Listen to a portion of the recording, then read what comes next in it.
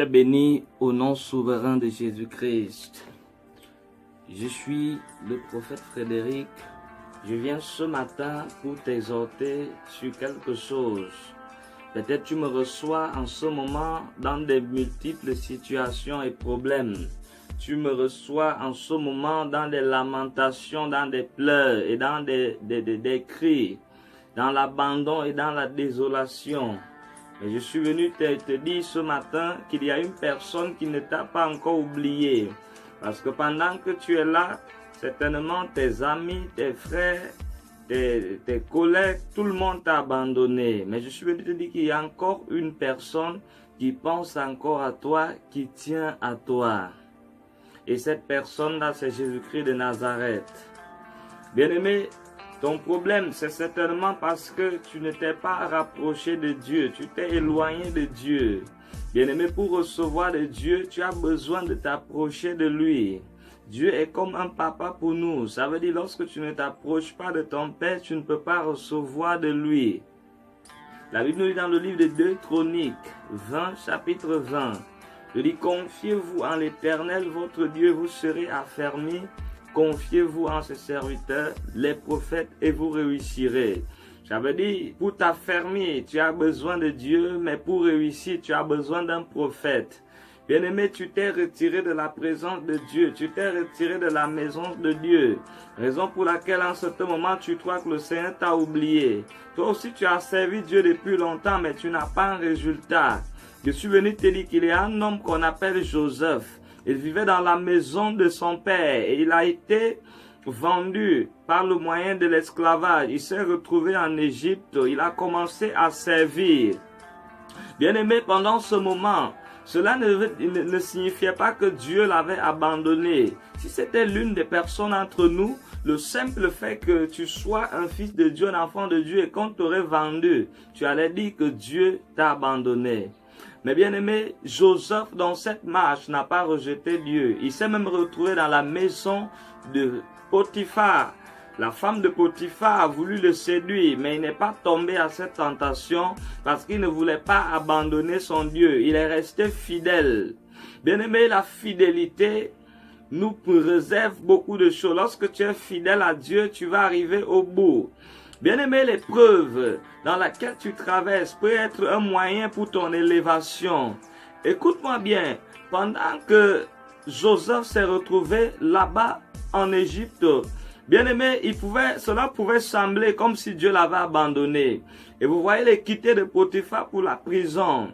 Mais le lieu de la prison était un rendez-vous pour l'élévation. Le lieu de la prison était un rendez-vous pour sa gloire. Bien-aimé, s'il ne s'était pas retrouvé en prison, il n'aurait pas interprété le songe.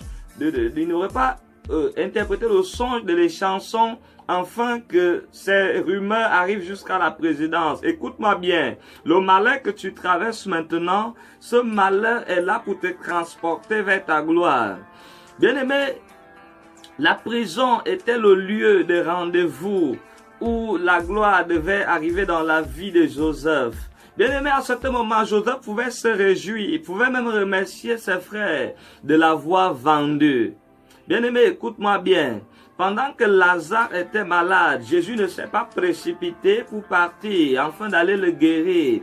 Mais il a dit que cette maladie était là pour la gloire. Bien-aimé, si Lazare ne serait pas mort et ressuscité, toi et moi n'aurions pas à avoir ce témoignage aujourd'hui. Écoute-moi bien, ta maladie que tu traverses maintenant est là pour la gloire du Seigneur dans ta vie. L'échec que tu traverses maintenant, c'est là pour servir à un témoignage. C'est là pour servir de témoignage pour ceux-là qui n'ont pas encore reçu le Seigneur Jésus-Christ. Pendant que tu m'écoutes maintenant, lève seulement ta main et pendant que je fais cette déclaration dans ta vie, Père, au nom glorieux de Jésus-Christ, je prie pour cette personne qui me reçoit maintenant, qui est malade, qui est dans la tristesse, qui est dans la désolation et dans l'abandon. Seigneur, au son de ma voix, laisse que la présence de ton esprit le visite maintenant, afin que descende sur lui l'esprit de la libération, l'esprit de la restauration, l'esprit de guérison, au nom glorieux de Jésus-Christ. Tu es béni au nom glorieux de Jésus-Christ. Tu me reçois à travers le monde. Tu me reçois en Europe, aux États-Unis, ici en Afrique, en Côte d'Ivoire, partout dans le monde, tu peux me contacter par ce numéro qui se trouve en bas de ton écran. Je suis l'oracle de l'Éternel. Par moi, certainement, le Seigneur peut opérer quelque chose de grand dans ta vie. Pendant que tu me... Vous voulez soutenir l'œuvre de Dieu au travers de notre ministère? Vous savez, l'évangile est gratuit, mais l'évangélisation demande beaucoup de finances. Nous voulons faire des campagnes d'évangélisation, des prières pour la nation, beaucoup de choses, voyager à travers le monde pour évangéliser. Vous savez, cela demande beaucoup de soutien financier. Nous voulons des instruments, nous voulons construire des édifices. Donc, si vous en avez quelque chose à soutenir pour l'œuvre de Dieu, vous pouvez me contacter ou alors vous pouvez contacter le numéro qui s'affiche en bas de votre écran pour plus de modalités. Donc, pendant que vous soutenez l'œuvre de Dieu, que le Seigneur vous bénisse et qu'il vous comble davantage. Que le Seigneur vous bénisse. Rendez-vous pour une nouvelle édition dans 3 jours. Au nom puissant de Jésus-Christ. Amen.